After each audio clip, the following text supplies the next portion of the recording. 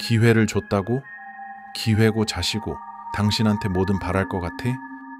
남자는 말이야, 자기가 증오하는 상대한테는 아무것도 바라지 않아. 내가 당신을 어떻게 생각하는지 모르는 것도 아니잖아. 우리는 서로에게 억지로 매여 있을 뿐이야. 때가 되자 두 사람이 호텔을 나섰다. 하지만 돌아올 때는 한 사람일 것이었다.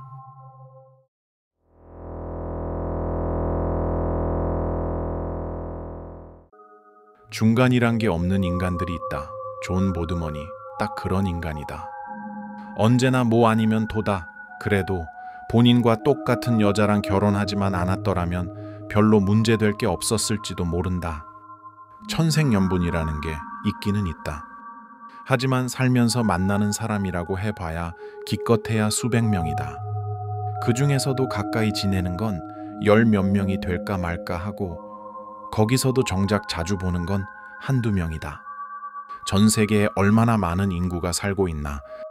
그런 걸 생각하면 지구가 생긴 이래 꼭 맞는 남자가 꼭 맞는 여자를 만나는 일은 수학적으로 거의 불가능하다. 간단한 이치다. 이게 바로 이혼 법원이 존재하는 이유다. 그러니까 결혼이란 건 아무리 좋게 봐도 서로 적당히 타협하는 거다. 그게 안 되는 사람들이 만나면 문제가 생길 수밖에 없다.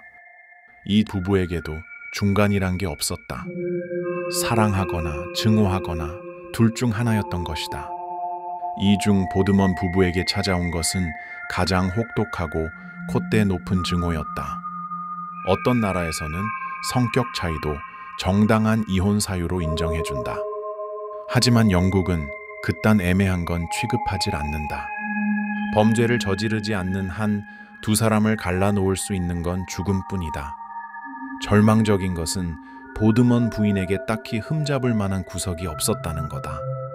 남편도 그랬다. 굳이 말하자면 남편은 보통 남자들보다 나았다. 최악의 상황인 것이다. 그러나 존 보드먼에 대한 이런 평가는 일부만 맞다. 무슨 수를 써서라도 아내를 없애버리려고 궁리 중이었으니 말이다.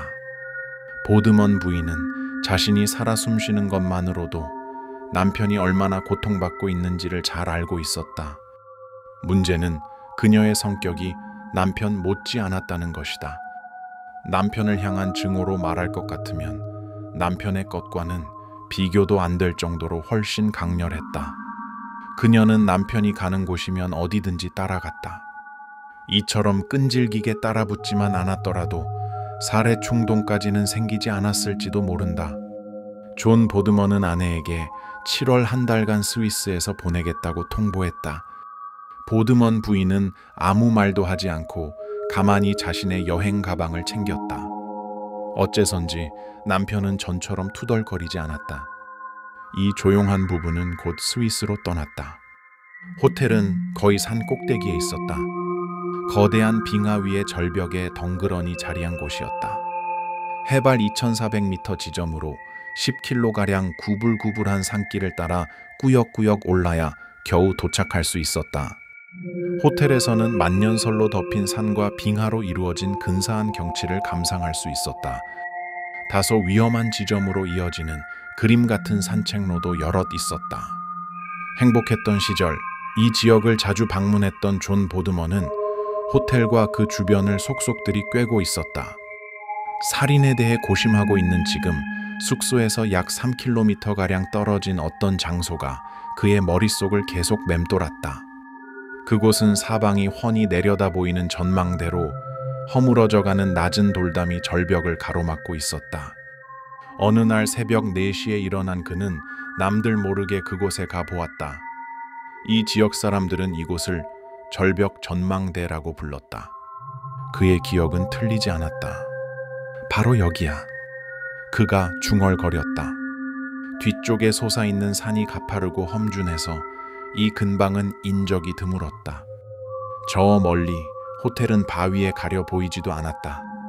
계곡 건너편의 산들은 너무 멀어서 우연히 누가 지나가더라도 여기서 무슨 일이 벌어지고 있는지 알아챌 가능성이 전혀 없었다. 계곡 저 아래로 보이는 유일한 마을은 마치 장난감 집들을 모아놓은 듯 작고 아득하게만 보였다. 강철 심장을 가진 여행객들도 무너진 담장 너머를 한 번 이상 넘겨다 보는 일이 없었다. 담 너머는 1500m 이상 수직으로 떨어지는 가파른 절벽이었다.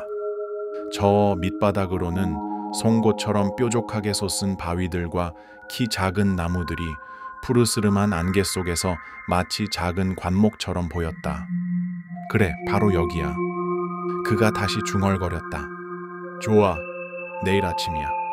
존 보드먼은 증권거래소에서 거래를 조작했을 때처럼 조금의 망설임도 없이 냉정하고 차분하게 범행을 계획해 나갔다. 무고한 희생자에 대해서라면 일말의 자비심조차 떠오르지 않았다. 오로지 증오심만이 그를 점차 더 먼 곳으로 이끌어갔다. 다음 날 그는 아침 식사를 마치자마자 아내에게 말했다. 난 이제 산책을 하러 갈 거야. 같이 갈 거야? 그래. 그녀가 짧게 답했다. 좋아. 그럼 9시에 나갈 거야. 알았어. 그녀가 답했다. 때가 되자 두 사람이 호텔을 나섰다. 하지만 돌아올 때는 한 사람일 것이었다. 절벽 전망대로 가는 동안 둘은 아무 말이 없었다. 길은 산을 에두르고 있었고 거의 평지였다.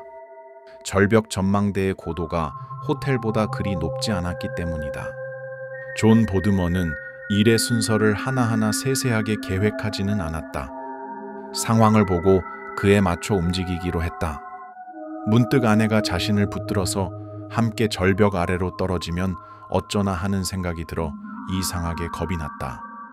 아내가 자신의 운명에 대해 뭔가 예감하고 있는지도 궁금했다. 그는 말을 아꼈다. 떨리는 목소리로 인해서 의심을 살까 하는 걱정 때문이었다. 그래서 갑작스러우면서도 신속하게 움직여야 한다는 생각에 이르렀다. 그래야만 만에 하나라도 있을 기사회생의 기회를 박탈하고 자신을 붙잡고 함께 절벽 아래로 떨어지는 불상사를 막을 수 있을 것이었다. 비명을 질러도 들을 사람이 없을 것이므로 그 점에 대해서라면 아무 걱정이 없었다. 이 외딴 장소까지 오려면 반드시 호텔을 통과해야만 하는데 오늘 아침에는 아무도 숙소를 떠난 사람이 없었다. 절벽 전망대 부근에 도착했을 때 보드먼 부인이 멈춰 서서 몸을 부르르 떨었다. 이상했다. 그는 가늘게 뜬 눈으로 아내를 바라봤다. 낌새를 챈 게 아닌지 의심이 들었다. 가까이 서서 걷다 보니 심중에 있는 생각이 알게 모르게 전해진 건지 어떤지 알 수 없었다. 무슨 일이야? 지친 거야? 그가 퉁명스럽게 물었다. 존, 저기 말야. 그녀가 떨리는 목소리로 말했다. 이렇게 남편의 이름을 부르는 것이 대체 몇 년 만인지 모른다. 나한테 조금만 다정하게 대해줬다면 지금과는 많이 달랐을지도 모르겠다는 생각 안 해봤어? 이제 와서 그런 얘기가 다 무슨 소용이야. 그는 쳐다보지도 않고 답했다. 여러 가지로 후회가 돼. 당신은 안 그래? 그녀가 떨리는 목소리로 말했다. 전혀. 그가 답했다. 잘 알았어. 아내의 목소리가 다시 평소처럼 무뚝뚝해져 있었다. 난 기회를 줬어. 잊지 마. 남편은 수상쩍은 눈빛으로 아내를 바라봤다. 그게 무슨 소리야? 그가 물었다. 기회를 줬다고? 기회고 자시고 당신한테 뭐든 바랄 것 같아? 남자는 말이야. 자기가 증오하는 상대한테는 아무것도 바라지 않아. 내가 당신을 어떻게 생각하는지 모르는 것도 아니잖아. 우리는 서로에게 억지로 매여 있을 뿐이야. 당신은 그 속박을 참을 수 없게 만들려고 최선을 다하고 있고. 그래, 우리는 서로에게 매여 있어. 우리는 서로 묶여 있다고. 그녀가 고개를 떨군 채 답했다. 전망대까지 얼마 남지 않은 거리를 걷는 동안 그녀는 이 말을 숨죽여 되뇌었다. 보드먼은 허물어진 돌담에 앉았다. 아내는 등산용 지팡이를 바위 위에 버려두고 긴장한 모습으로 손을 쥐었다 폈다 하며 서성거렸다.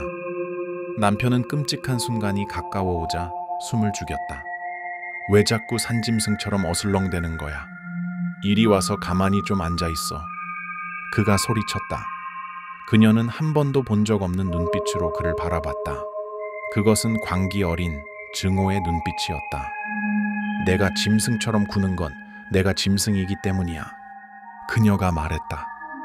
아까 나를 증오한다고 했지? 하지만 당신의 증오는 내 것에 비하면 아무것도 아니야. 이 속박에서 벗어나려고 아무리 안달한다고 해도 결국 당신은 선을 넘지 못한다는 걸 난 알아. 당신은 살인 같은 건 꿈도 못 꾸겠지만 난 달라.